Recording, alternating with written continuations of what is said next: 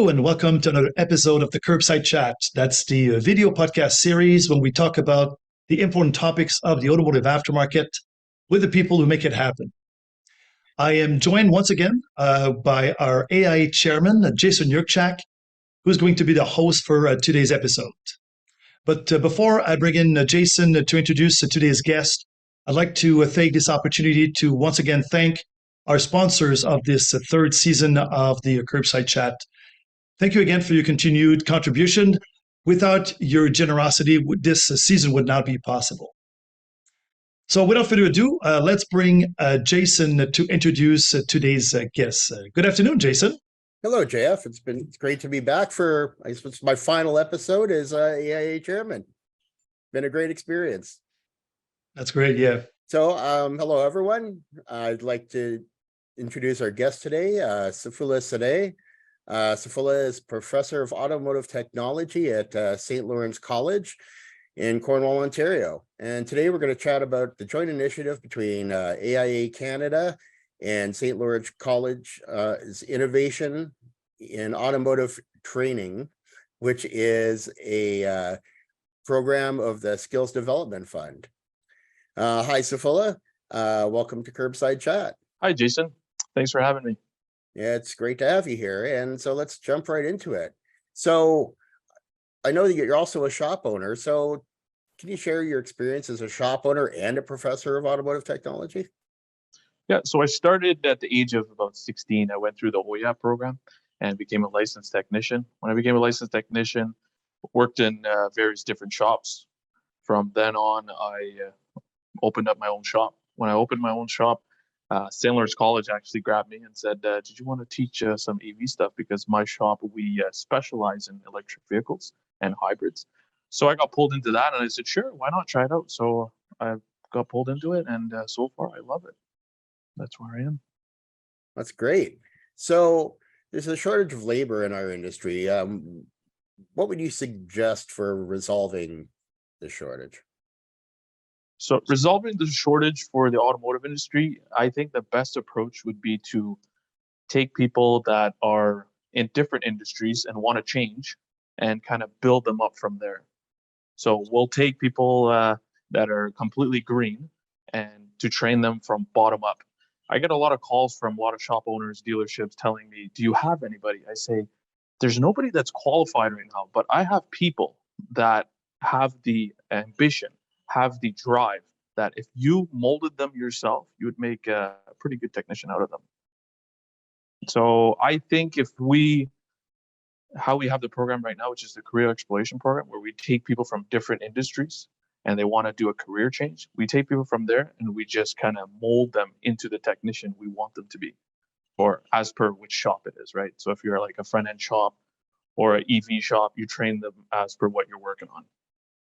So I think that's the best approach, to take people even from high schools as well, and it kind of ignite this feeling of wanting to be a technician, because today it's not just tires, oil changes, all that. It's a lot of very advanced technology, and we need those people in the high schools that are great at physics. They're great at sciences.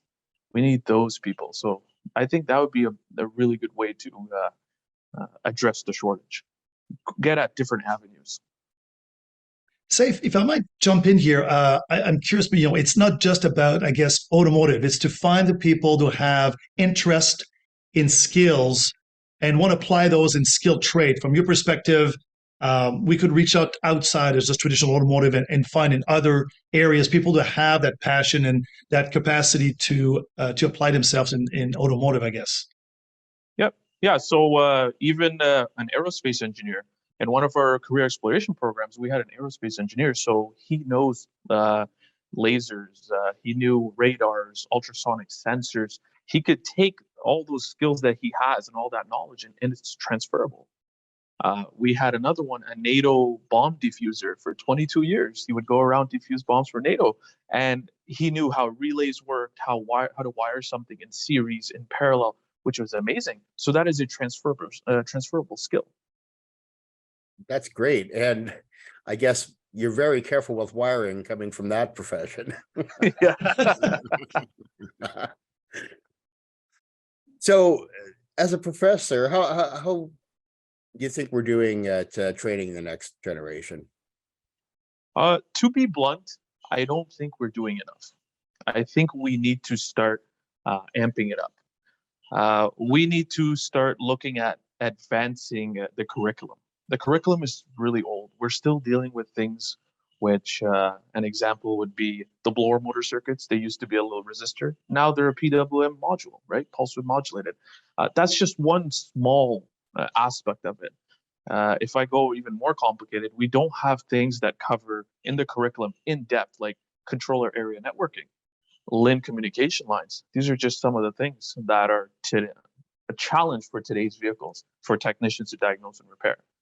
So what we need to do, in my honest opinion, would be that we need to set up a kind of committee that looks at modernizing the automotive field.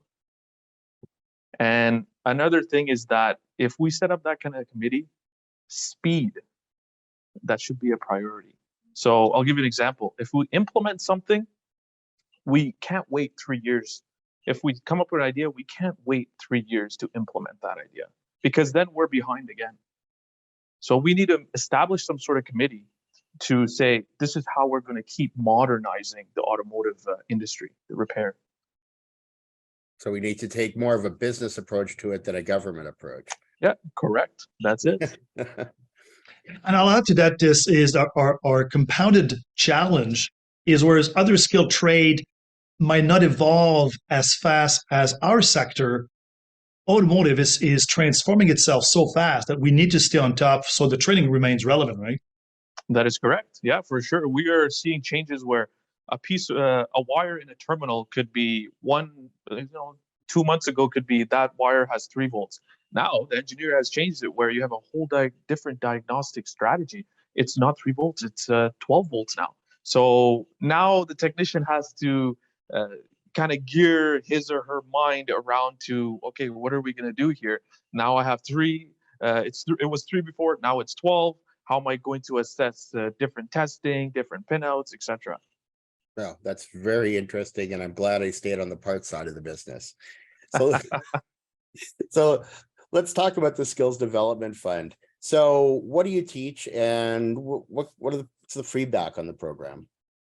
So, the Skills Development Fund, we have 2 programs. We have a EV upskill program, which takes licensed techs and advanced apprentices, and we train them on electric vehicle diagnostics and repair.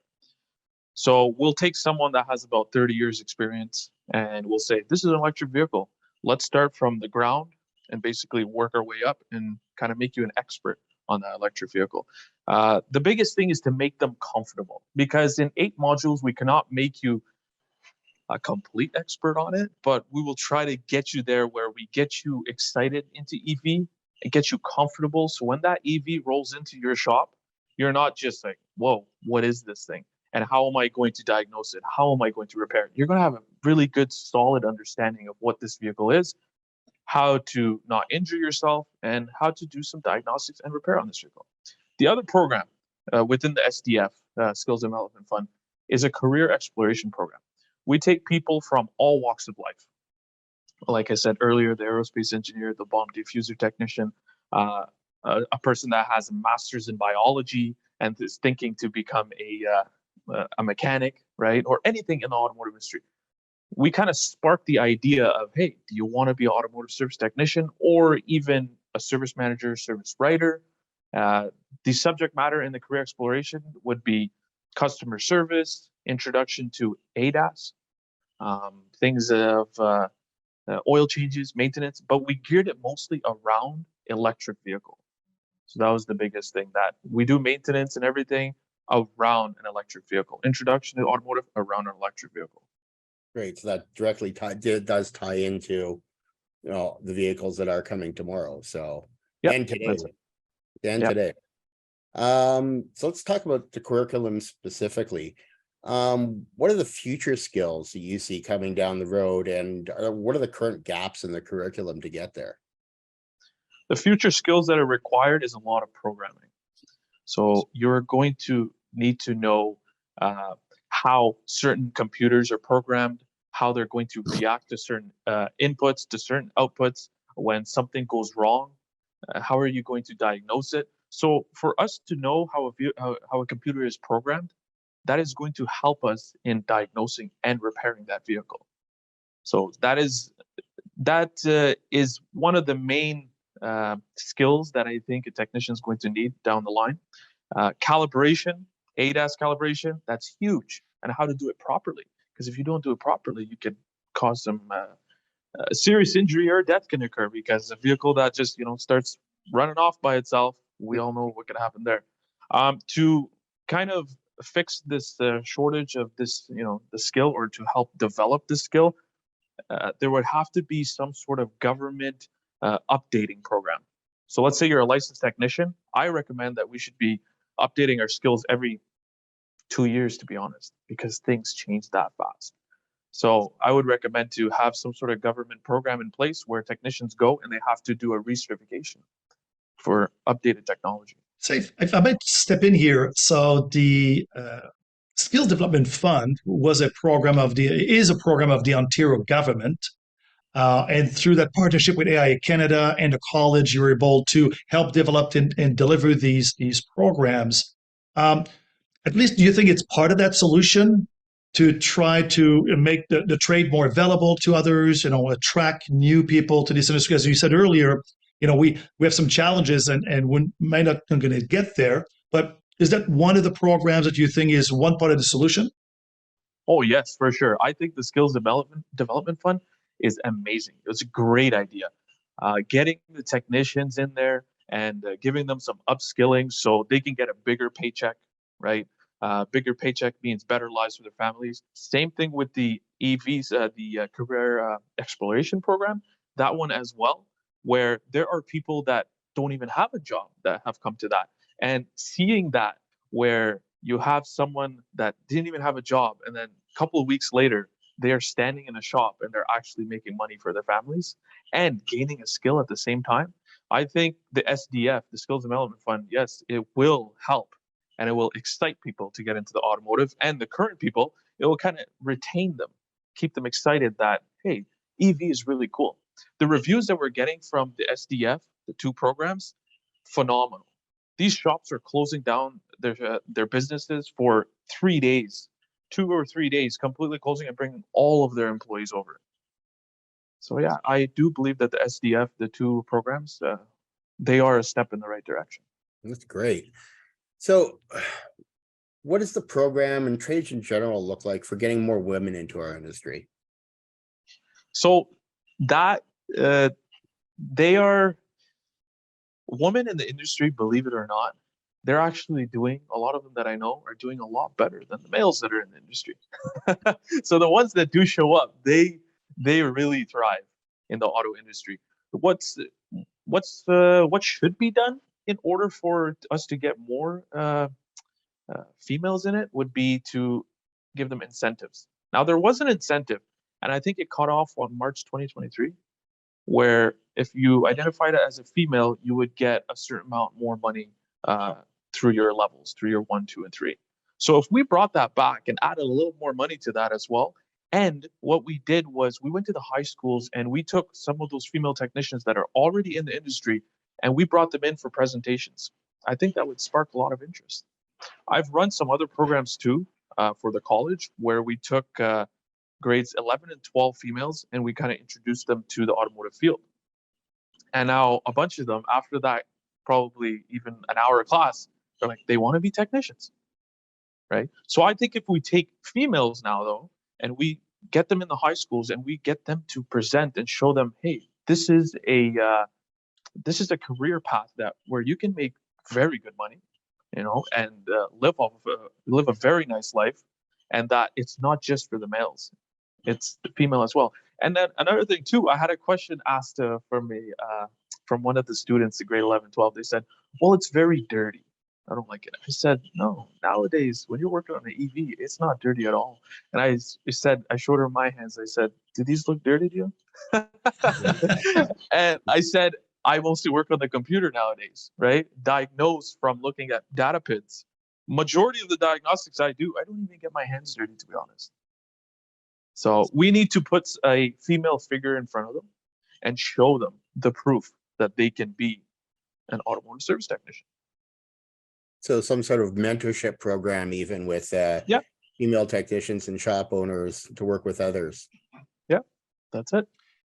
And so in your experience, when you see them in the classroom, these women feel that they're welcome in the learning environment. I think that we move along and where we are providing a good learning experience for women wanted to get the knowledge. Yeah, so times have changed. People are a lot more respectful for women getting into the industry. I visit a lot of different repair shops, and I've seen that they've made separate washrooms, they've separate changing rooms for them. So people are very respectful of women coming into the industry. And I think another reason why they're really respectful, another something that really actually makes people respect them, is that when they see that they can do the job as well as a male, or even better. So they get a lot of respect. I saw a young lady in a Canadian Tire once, and she was doing a transmission. And I had a conversation with the service manager. I'm like, oh, well, you know, her age and stuff. I was really intrigued. I was impressed. And she went through the whole process and everything. And he's like, yeah, that's my transmission girl. I was like, wow, amazing. Because pulling out a transmission is not a joke. It's a big job. I was very impressed. That's great. So just along the same lines, just in general, what do you see? How do you see diversity overall in the industry? And are there any barriers? So diversity would be amazing. It would be great to see a lot more diversity, multicultural or people, you know, refugees. Now, when they come over, my experience is that the biggest barrier would be the language. Language is the biggest barrier. If they came over and they did some sort of an upgrade with like an English class or something like that, I think that would really help them.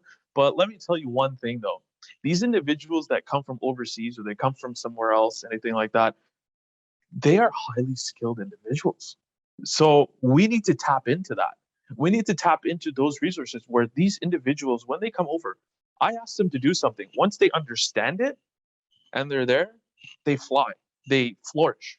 So if we had some sort of proper communication with them, wow, I think we would really it will help our industry. Do I hear that your experience is probably that we have new Canadians who have the skills to be actively participating in our industry that may not have that opportunity because a bit of that language barrier, we're having a harder time to communicate, but the reality they're as qualified as the best technician we're looking for to get, and they may in fact be here already. Yeah, that is correct. That's exactly what I'm saying. They're as qualified or even more qualified than actual technicians that are here. That is correct. That's great. So I guess if there was a way to fast track them into the employment network, that would be great for our industry. Yep, for sure. All right. So here's the good news is the AIA Canada secured another round of funding for the Skills Development Fund. So will you be a part of that? And what's next for you? Yeah, so I'm going to be a part of that again. So what's going to happen is we're going to take the program and split it up into two more Ontario colleges, and we're actually adding another component, which is ADAS, Advanced Driver Assistance Systems. So it's very exciting. I'm going to be developing that curriculum as well, and we're going to be working with the other colleges to kind of keep it on a uniform platform, so everybody's kind of teaching the same thing. And I'm very excited. I think whoever's watching this wants to show up to one of the courses. The ADAS one's going to be amazing. We're going to make it where it's very hands-on, cause some faults, make things happen. People are going to do diagnostics and repair. It's going to be, I'm very excited for the ADAS course. Thank you, Saif, and thank you for being part of that next round of the Skills Development Fund. I know because I had the opportunity to be at one of the first, presentations of certificate, the first wave of graduates in your program. And I know you haven't told us that, but 100% of your students stayed through the entire program and graduated. And when I asked them what was the one factor that made them stay through the entire program, they all put it at you as being a great professor and someone who inspired them. and get them great new skills. So glad to have you on board and hoping that the industry will support you in your next effort in the next round. So thanks again for this great effort, Saif. I guess that leaves us with the one last piece of our traditional curbside chat format.